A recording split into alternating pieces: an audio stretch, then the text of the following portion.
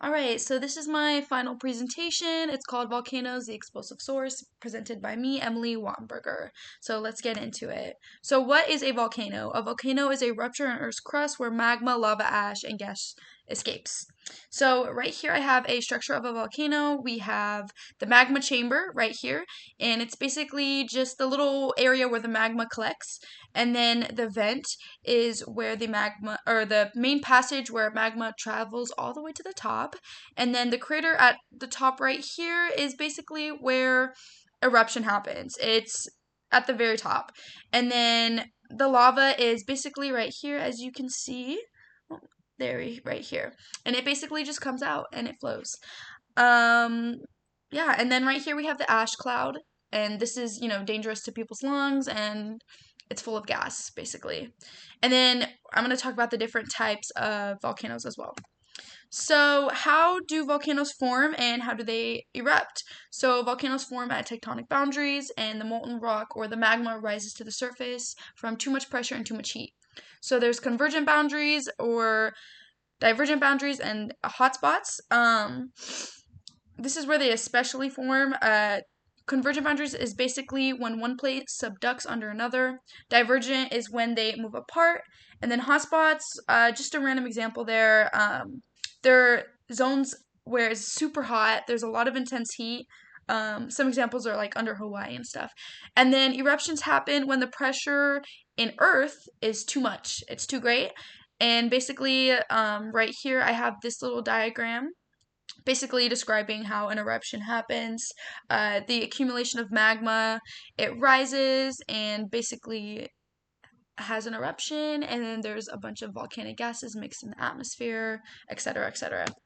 So, the different types of volcanoes, we have shield volcanoes, composite volcanoes, or stratovolcanoes also, or cinder cone volcanoes. These are just a few examples of volcanoes. I'm pretty sure there's multiple examples, but these are the ones I wanted to talk about.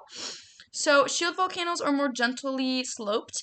The lava usually flows smoothly and quietly. There's not any intense gas or any intense viscosity. Um, you can find some examples of these in like Hawaii. And then the composite volcano, this one's a little bit different because I think when people think of a volcano, this is what they're thinking of. It's more explosive and dangerous. It's tall, symmetrical, and there's a lot of gas and it's super vicious.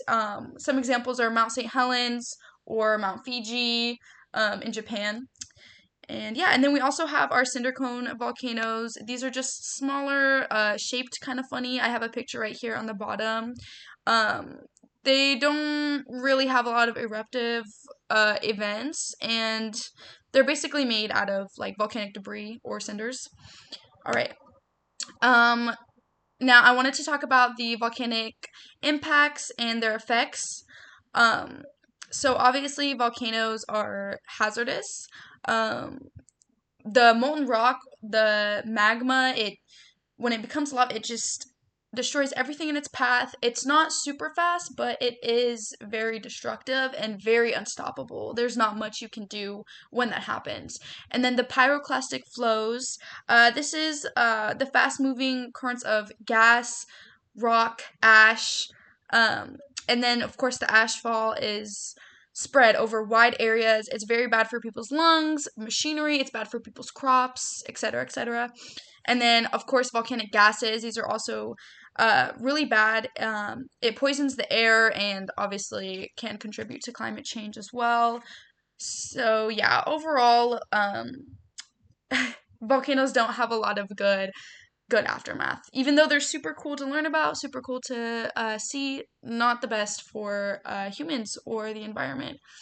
Um, an example is in 1980, Mount St. Helens, not Helena, killed 57 people, spread ash all across the U.S., lots of forest damage, and over 1.1 million, I think, $1 million in repair from the damages it caused.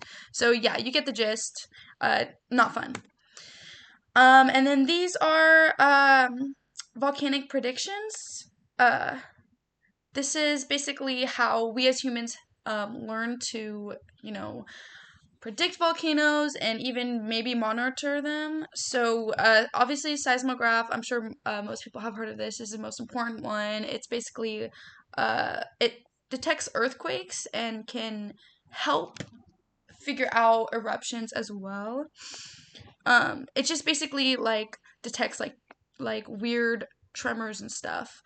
Then we have gas sensors to track magma movement and satellite imaging, of course. There's also like GPSs and stuff that detect like surface swelling or changes in elevation as well. And then a volcanologist is obviously what it sounds like, someone who studies, collects, analyzes data from volcanoes. Um, super cool.